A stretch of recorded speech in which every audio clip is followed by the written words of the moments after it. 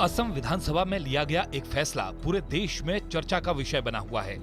शुक्रवार को असम विधानसभा में फैसला लिया गया कि विधानसभा में शुक्रवार को नमाज के लिए दिया जाने वाला ब्रेक अब नहीं दिया जाएगा और इसी के बाद इस पर सियासी घमासान होने लगा। आदरणीय मेंबर अमीनुल इस्लाम है, उन्होंने मूव किया और हाउस के कंसेंट में इसको आज पास किया गया।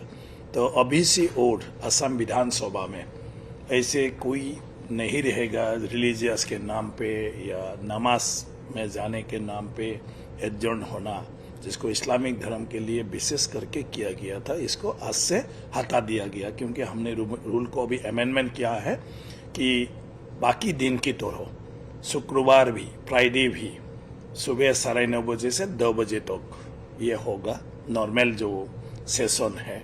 तो अभी से और ये कभी असम विधानसभा में नहीं होगा। असम विधानसभा में अभी इस्लामिक धर्म के नमाज के नाम में कोई ऐसा मतलब विधानसभा बंद नहीं रहेगा, ये तो स्थगित नहीं रहेगा।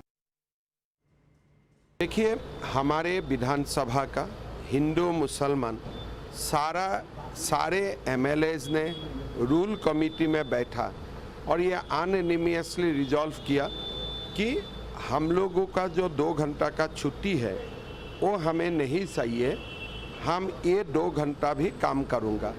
ये जो प्रैक्टिस थे ये 1937 में शुरू हुए थे, कल से ये प्रैक्टिस को बंद कर दिया गया है। आप आरोप लग रहा है, विपक्ष के बड़े बड़े नेता आरोप लगा रहे हैं कि सस्ती लोकप्रियता पाने के लिए और एक खास वर्ग को खुश रखने के लिए ये सारी कवायद आपकी तरफ से। देखिए, ये तो जो डिसीजन हुआ उस डिसीजन में वो खास वर्ग का विधायक लोग भी थे। ये तो एक सर्वसम्मत सिद्धांत है, ये मैं लिया ऐसा नहीं है। स्पीकर का कहना है कि अमीनुल इस्लाम ने इसका प्रस्ताव रखा, जिस पर विधानसभा में विधायकों ने सर्वसम्मति से इस नियम को समाप्त करने का फैसला लिया। लेकिन विधानसभा के बाहर अमीनुल इस्लाम इसे लेकर बीजेपी पर हमला कर रहे थे और आरोप लगा रहे थे कि बीजेपी सिर्फ मुस्लिमों को परेशान करना चाहती है।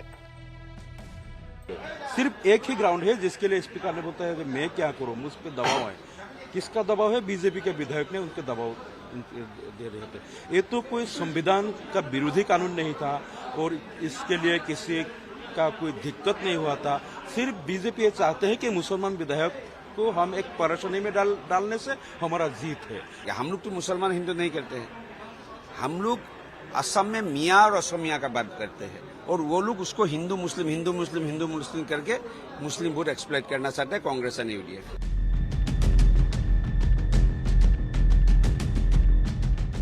वहीं सियासी घमासान छिड़ा तो कांग्रेस और एआईएमआईएम भी हेमंता सरकार पर हिंदू मुसलमान करने का आरोप लगाने लगी।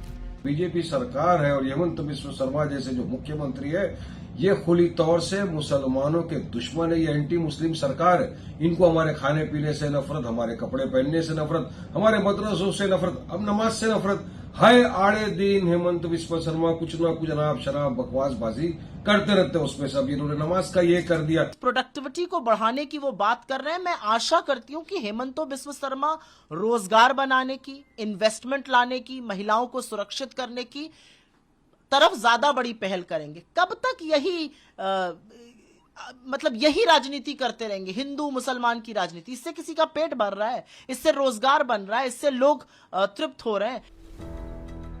सिर्फ विपक्षी पार्टियां ही नहीं, असम विधानसभा में लिए गए नमाज के ब्रेक को खत्म करने के फैसले पर जेडीयू भी नाराज है और हेमंता बिस्वा शर्मा पर आरोप लगा रही है।